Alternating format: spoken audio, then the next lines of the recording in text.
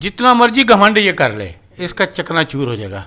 Israel जितना मर्जी घमंड कर ले, जीवन देने वाला ऊपर है, अल्लाह है, भगवान है, उसके हाथ में लेना देना सब कुछ। ये कौन होता है आदमियों का जीवन लेने वाले? ये ईरान से पंगा बड़ा मुश्किल होगा इनको पंगा।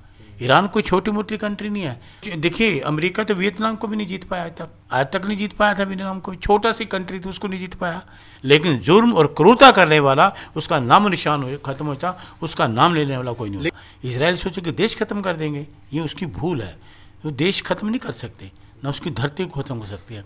हॉस्पिटल पे अटैक कर रहे हैं, ये मानवता है? ये मानवीय आधार पे बातें हैं। देखिए मेरी बात सुनिए, इजराइल तो हर जगह अटैक कर रहा है। आदमी अपने बचाव के लिए कुछ तो करेगा, मगर आप कहीं भी अटैक करो, दूसरे देश के लोग अटैक नहीं करेंगे आपको, अपनी सुरक्षा के लिए नहीं करेंगे, अपने देश को बचाने के, देश के लोगों को बचाने के लिए अटैक नहीं करेंगे। लेकिन इजराइल ये सोचता है कि मैं दुनिया में अपना गुंडागर्दी करूंगा, गुंडागर्दी से अपना देश चलाऊंगा। तो गुंडे रहते नहीं ज्यादा देर तक। अब इजराइल के साथ क्या है? सिर्फ अमेरिका है। तो अमेरिका ने क्या कर लिया अभी तक? फिलिस्तीन को कोई खत्म कर दिया क्या?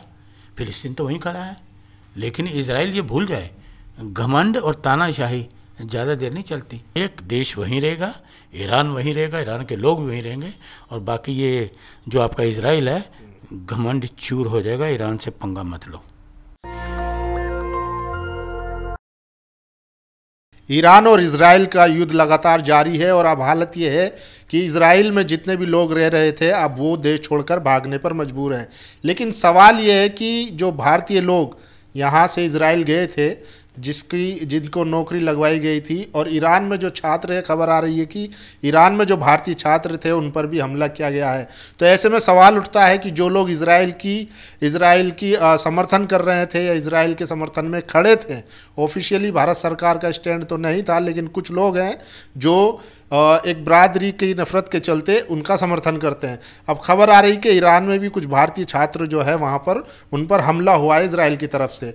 तो ये कई सारे मुद्दे हैं, उसी को समझने के लिए हमारे साथ मौजूद हैं अरुण जी। इनसे बात करेंगे कि क्या लग रहा है, इस युद्ध का क्या अंत देख रहे हैं, क्योंकि इजराइल तो मानने वाला नहीं है। वो लगातार पहले फिलिस्तीनियों पर हमला किया, उसको पूरा समतल कर दिया पूरे गाजा को, अब वो ईरान के पीछे पड़ा है, हालांकि ईरान जवाब दे रहा है। देखिए ऐसा है, मैं आपको बताऊं, इजराइल का घमंड अब चकनाचूर हो जाएगा। इजराइल का जितना मर्जी घमंड ये कर ले, इसका चकनाचूर हो जाएगा। इजराइल जितना मर्जी घमंड कर ले, बड़े बड़े तानाशाह आए, बड़े बड़े उन्होंने किले फतेह किए, आज उनका नाम लेने वाला कोई नहीं है। आज उनका नाम लेने वाला कोई नहीं। जिन्होंने किले तक बनाए, हजारों साल हो गए जिन्होंने किले बनाए, उनका नाम लेने वाला कोई नहीं। तो ये चीज़ क्या है? अब ईरान से पंगा लिया है, बड़ा महंगा होगा इनको ईरान से पंगा। लेकिन ट्रंप कह रहे हैं कि हमने ईरान के आसमान को घेर लिया है चारों तरफ से, और जो उनके सुप्रीम लीडर है आयतुल्ला खामनी, वो हमारे निशाने पे जब चाहे हम उनको मार सकते हैं। देखिए मानवता तो फिर रही नहीं। कहाँ रहेगी मानवता? कहाँ रहेगा ह्यूमन राइट्स? बड़े बड़े सम्मेलन में बोलते हैं ह्यूमन राइट्स की बात करते हैं ट्रंप, तो इसका मतलब ह्यूमन राइट्स क्या झूठ नारा है, झूठा नारा है ये क्या? कहाँ है ह्यूमन राइट्स की कमीशन बात करते हैं? ह्यूमन राइट्स क्या है कि आदमी को मारने की बात की जाती है, आदमी को बचाने की बात की जाती है। जीवन सुरक्षा के लिए होता है, मारने के लिए नहीं। जीवन देने वाला ऊपर है, अल्लाह है, भगवान है, उसके हाथ में लेना देना सब कुछ। ये कौन होता है आदमियों का जीवन लेने वाले? इसका घमंड चूर होगा। आपको एक चीज़ मैं बता दूँ कि क्या अमेरिका में इतने हादसे होते हैं, वो क्यों नहीं रोक पाते ट्रंप? इतना जला भी कुछ दिन पहले अमेरिका में इतना, वो तो अपने वहाँ तो रोक नहीं पाते, अपने वहाँ तो दंगे रोक नहीं पाए, तो वहाँ कहाँ करेंगे? ईरान से पंगा बड़ा मुश्किल होगा इनको पंगा।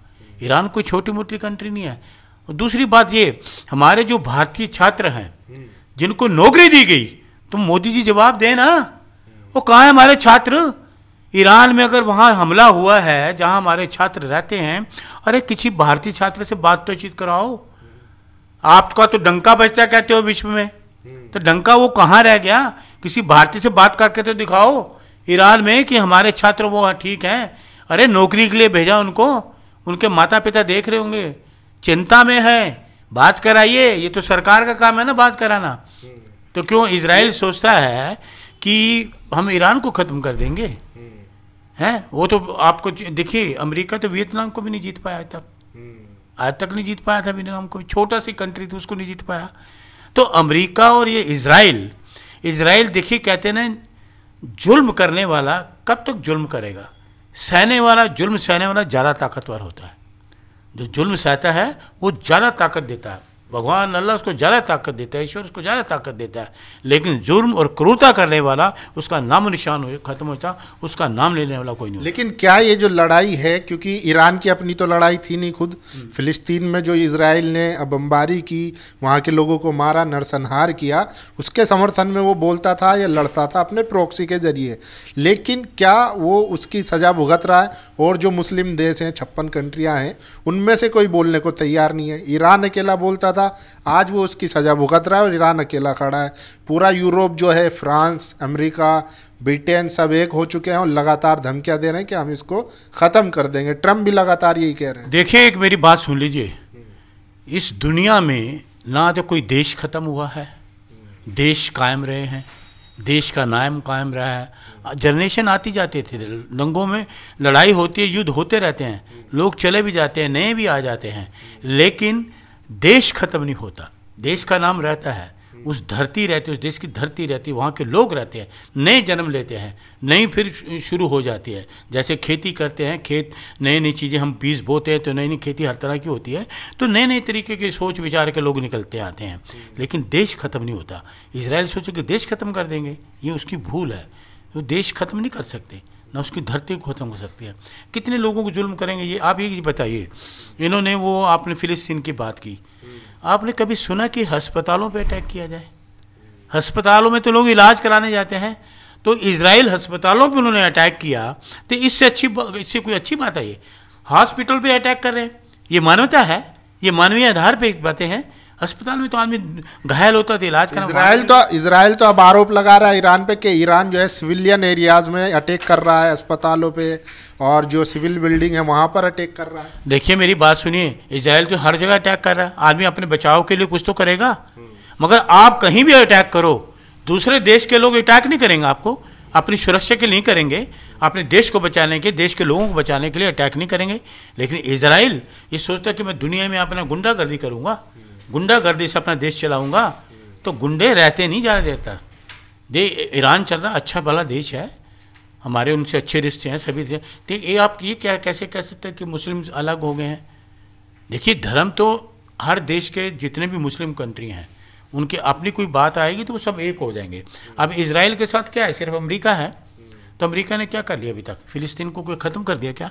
फिलिस्तीन तो वहीं खड़ा है, हमारे अच्छे संबंध थे, हम फिलिस्तीन के खड़े, हम छात्र रहे हैं फिलिस्तीन के साथ रहे हैं, उनके करेंगे। लेकिन इजराइल ये भूल जाए, घमंड और तानाशाही ज़्यादा देर नहीं चलती। बड़े बड़े सूरमा आए, सिकंदर पोरस की लड़ाई भी हमने देखी, बड़े बड़े चीज़ें आई, तो ये चीज़ें, तानाशाही वाला जो देश होता है ना, वो बड़ी जल्दी ख़त्म होता है। लेकिन जब से ईरान ने रिटेलिएट किया है, जो वापस इजराइल पे हमले किए, मिसाइलें दागी हैं, तो खबरें आ रही हैं कि जो मोसाद का जो हेडक्वार्टर था वो भी उड़ा दिया गया और नेतन्याहू जो है वो भी छिपे हुए फिर रहे हैं। तो जब ये लोग फ़िलिस्तीन में जब तक बमबारी कर रहे थे तब तक तो खुश आते थे नज़र, लेकिन जैसे ईरान ने अपना आत्मरक्षा में हमला किया तो अब ये लोग गायब हो रहे हैं, कहीं ना कहीं भागे हुए नज़र आ रहे हैं। खबर आ रही है कि नेतन्याहू ग्रीस में जाके छिप गया है। देखिए, कोई किसी देश को अपने छोड़ के नहीं भागता। जो देश का नेता है वो अपना देश छोड़ के जाएगा क्या? कभी नहीं जाएगा। क्या वो अपनी रणनीति बना रहे होंगे? कुछ ना कुछ वो रणनीति करेंगे।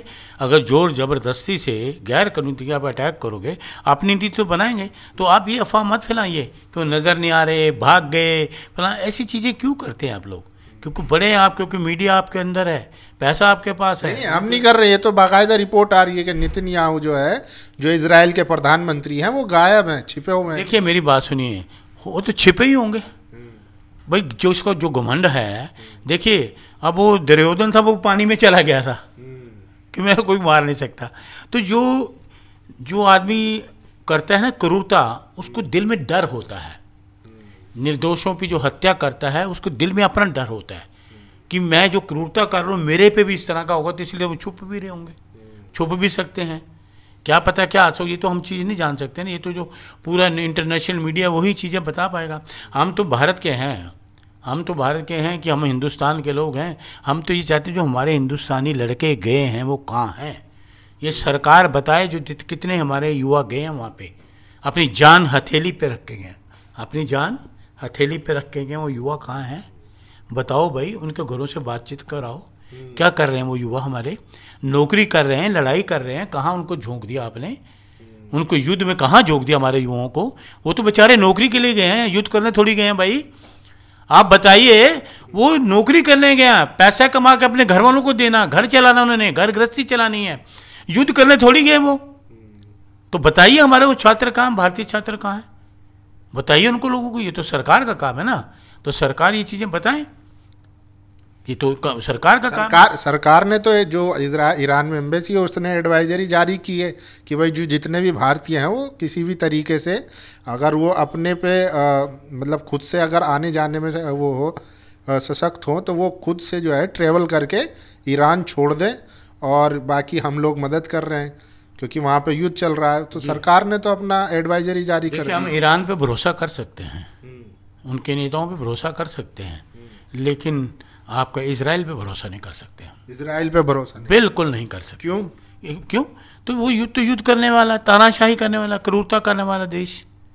कोई डेमोक्रेसी होती, कोई अच्छे तरीके से होती है डेमोक्रेसी, लोकतंत्र होते हैं कंट्रियों में, कि एक युवा यंग आदमी भविष्य को अपने भविष्य को सुधारने के लिए गया, क्योंकि मेरा भविष्य आगे अच्छा हो, तो वो उसका भविष्य अंधकार में होगा। पिछले साल जो है हमारे उत्तर प्रदेश से और हरियाणा से कुछ युवाओं की भर्तियां की गई थी कि वहाँ पर नौकरियां निकली है, जो जाना चाहता है, और बाकायदा गाजे बाजे से एकदम उनको यहाँ से भेजा गया था।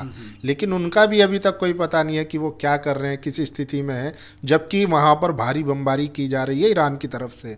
और लोग जो वहाँ के खुद जो इजरायली लोग हैं, जो यहूदी हैं, वो देश छोड़कर भाग रहे हैं या बंकरों में छिप रहे हैं। और ऐसी भी वीडियो आ रही है कि जो बंकरों में जाते हैं, जो दूसरे देश के लोग होते हैं, जैसे थाई के कुछ लोग थे, ताइवान के, तो उनको वो घुसने नहीं दिया गया कि भाई आप हमारे इजराइल के नहीं है तो हम आपको अंदर नहीं आने दे सकते क्योंकि कम जगह है। तो ऐसे में जो भारतीय लोग हैं उनकी क्या स्थिति होगी, कुछ खबर नहीं है। देखिए, ये तो हमारे भारत का जो विदेश मंत्रालय, विदेश मंत्री जी ये बताए ना हरियाणा के लोगों को, और कहाँ के हमारे देश के लोग गए हैं, ये तो विदेश मंत्री बताए ना, क्योंकि इनकी विदेश नीति तो फेल है।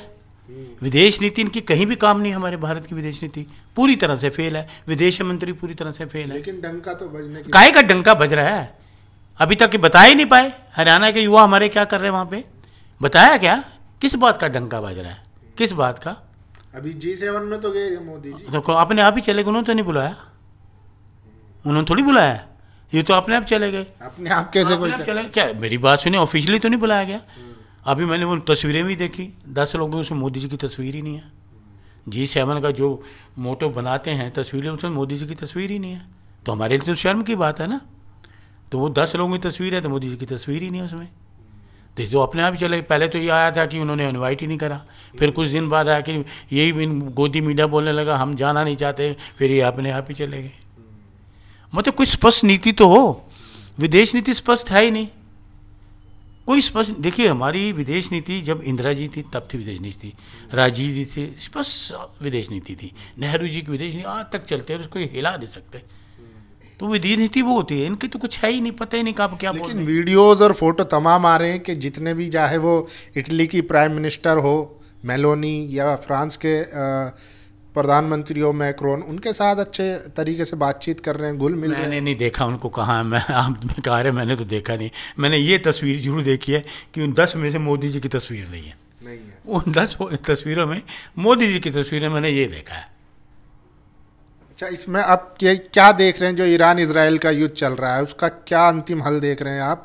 क्या ईरान भारी पड़ेगा या ईरान खत्म हो जाएगा? क्योंकि अमेरिका लगातार, आप ऐसी बात, पत्रकार है, ऐसी बात मत करिए। ईरान नहीं खत्म हो सकता, मैंने आपको बताया पहले शुरू में कि कोई देश खत्म नहीं होता, कोई भी देश। लेकिन वो वहाँ पे सरकार बदलने की बात कर रहे हैं, सरकार बदल गई, अमेरिका का कब्जा, उनका अपना वो है, अपना इंटरनल मामला अपना ईरान का, वो जो मर्जी सरकार करे। आप हस्तक्षेप क्यों करते हो भाई? मैं आपके घर में हस्तक्षेप करूंगा क्या? अच्छा लगेगा आपको? अमेरिका इजराइल तो यही कर रहा है। नहीं, वही तो गलत है ना वो। मैं वही आपको बता रहा, अगर मैं आपके घर में हस्तक्षेप करूँ अच्छा लगे आपको? बिल्कुल भी नहीं। हाँ, तो फिर ये क्यों कर रहा है हस्तक्षेप? कि मतलब तानाशाही करेंगे कि हम बड़े हैं, पैसे में हैं, अमीर देश हैं? अमीर गरीब का करना चाहेंगे क्या? गरीब में ताकत तो खुद, अमीर के पास पैसा है लेकिन गरीब में ताकत होती है। गरीब से अमीर जीत नहीं सकता, ये मैं आपको बता दूं। तो इसलिए देश वहीं रहेगा, ईरान वहीं रहेगा, ईरान के लोग भी वहीं रहेंगे, और बाकी ये जो आपका इजराइल है, घमंड चूर हो जाएगा, ईरान से पंगा मत लो। घमंड चूर हो जाए। हाँ, चूर हो जाए। चलिए, तो देखा आपने, सवाल कई सारे हैं जो यहाँ से लोग नौकरी के नाम पे इजराइल गए थे और ईरान में जो छात्र फंसे हुए हैं।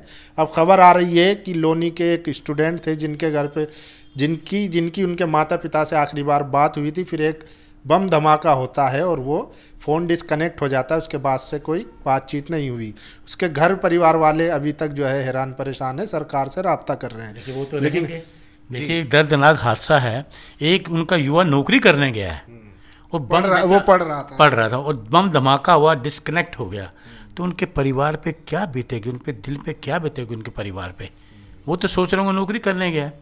अब कोई, ये सरकार का काम है ना, उनको बात करे सरकार कि नहीं बेटा आपका ठीक है, हमने बात की है, बात कराओ ना। किस बात का विश्व का डंका, बात कराओ। भारत का वासी है, देश का नागरिक है, सैकड़ों मील दूर गया नौकरी करने, तो बम धमाके से उनके माता पिता पे क्या गुजर रही होगी। तो इसलिए ये सरकार पे भी हम भरोसा नहीं कर सकते।